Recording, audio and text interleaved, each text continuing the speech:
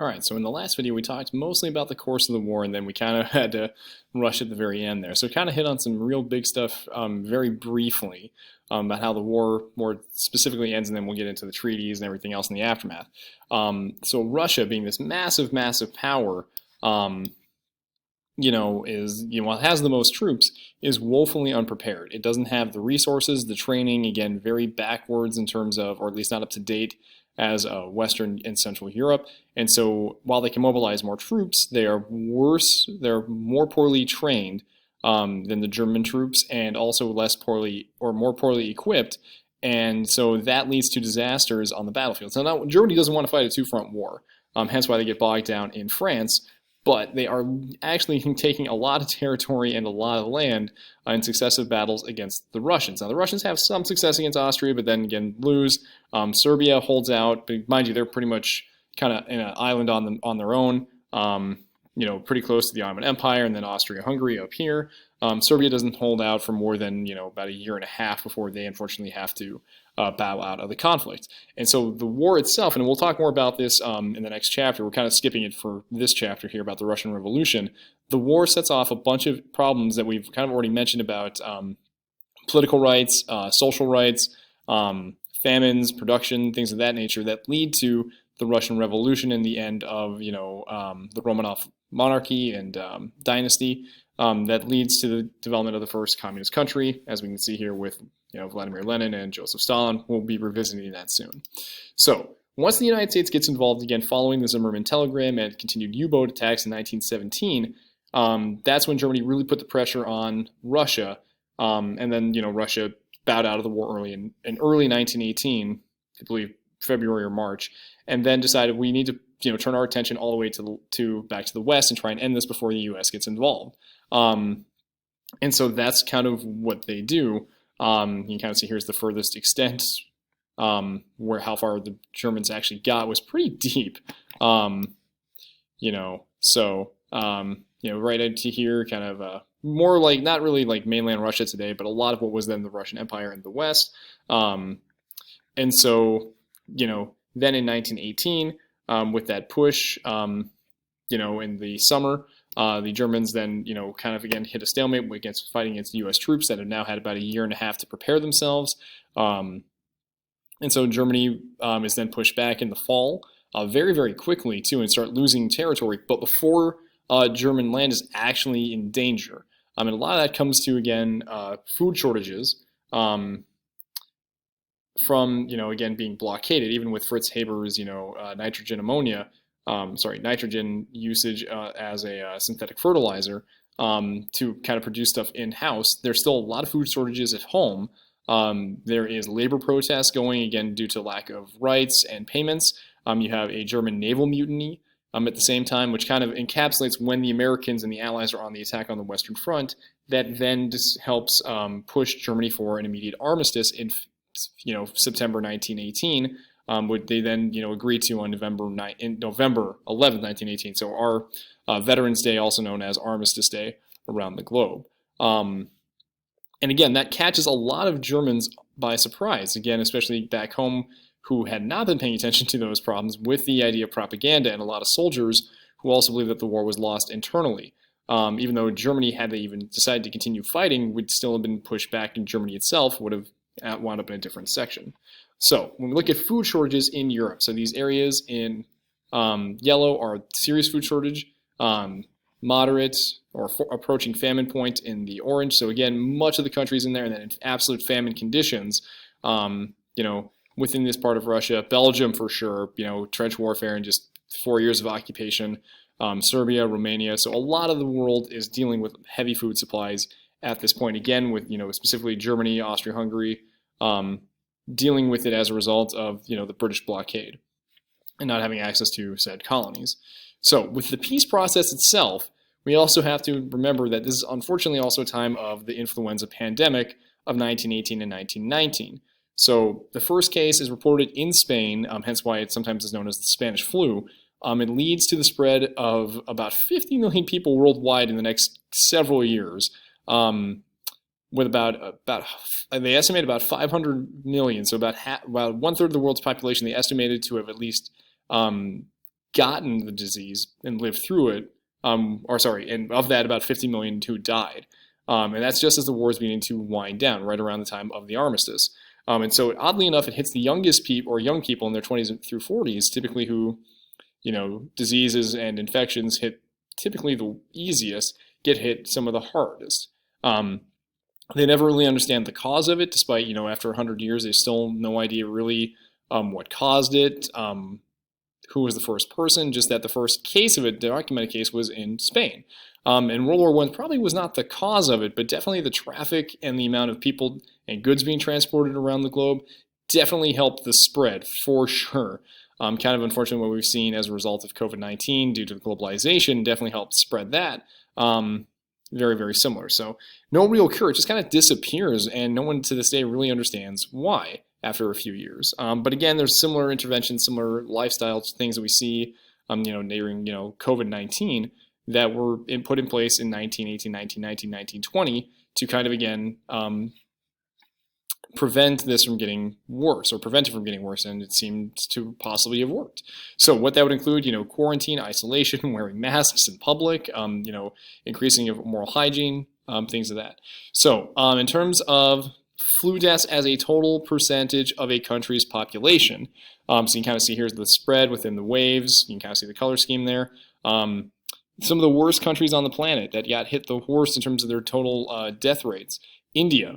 Okay, about 5% of the population died. Russia at the time of revolution, famine, also obviously, still running from the war, about 1 or 2%, and you can kind of see the other numbers in there. So more people die as a result of the flu, or the influenza pandemic, about 50 million compared to about the 10 or 20 million resulting from deaths related to World War I, either through combat or through, again, famine, civilian casualties, things of that nature.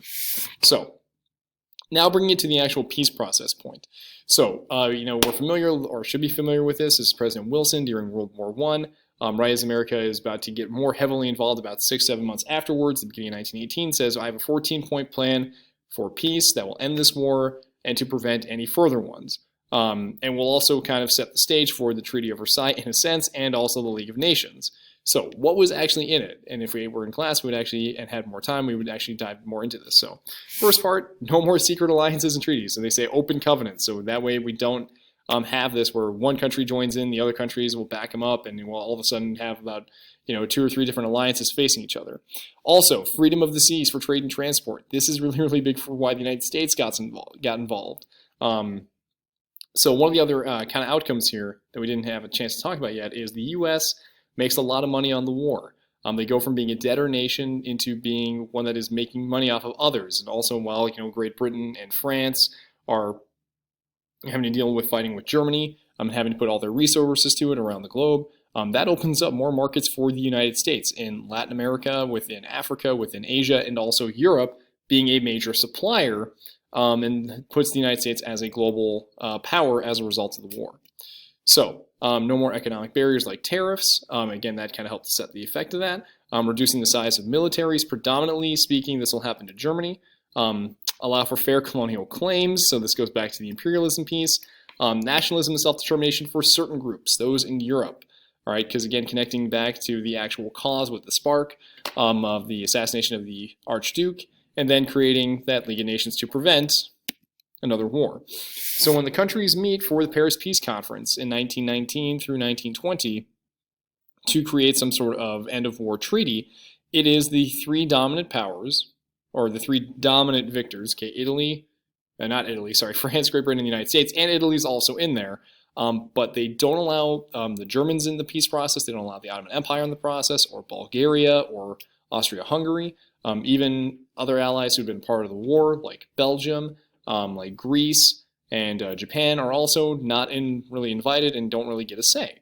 So what they do is they create a number of treaties to punish the triple powers, or, again, the first version of what we'll call the Axis powers, essentially in World War II.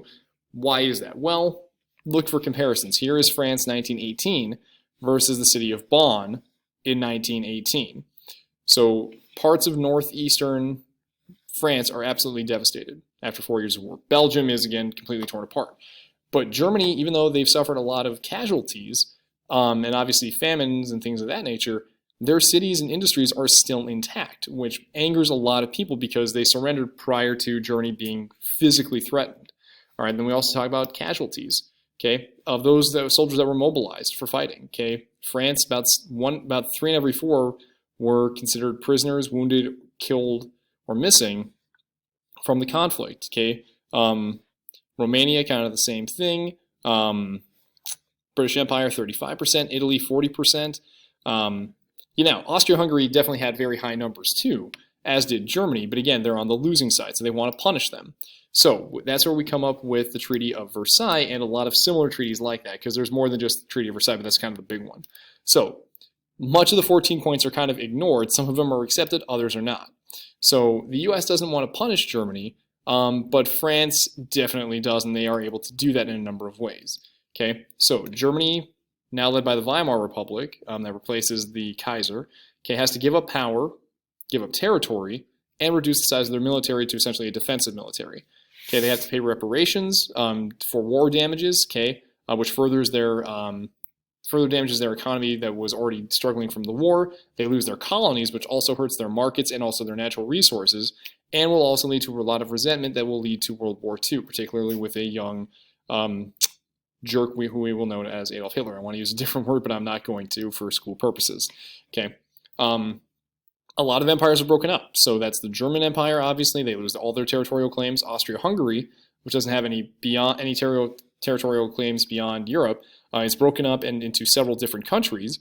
The Ottoman Empire is broken up, and then we also get new European countries and new European colonies and mandates as a result. They also create the League of Nations, which, as the book states, is very inherently weak. The U.S. doesn't join, and there's no real backing of the power there.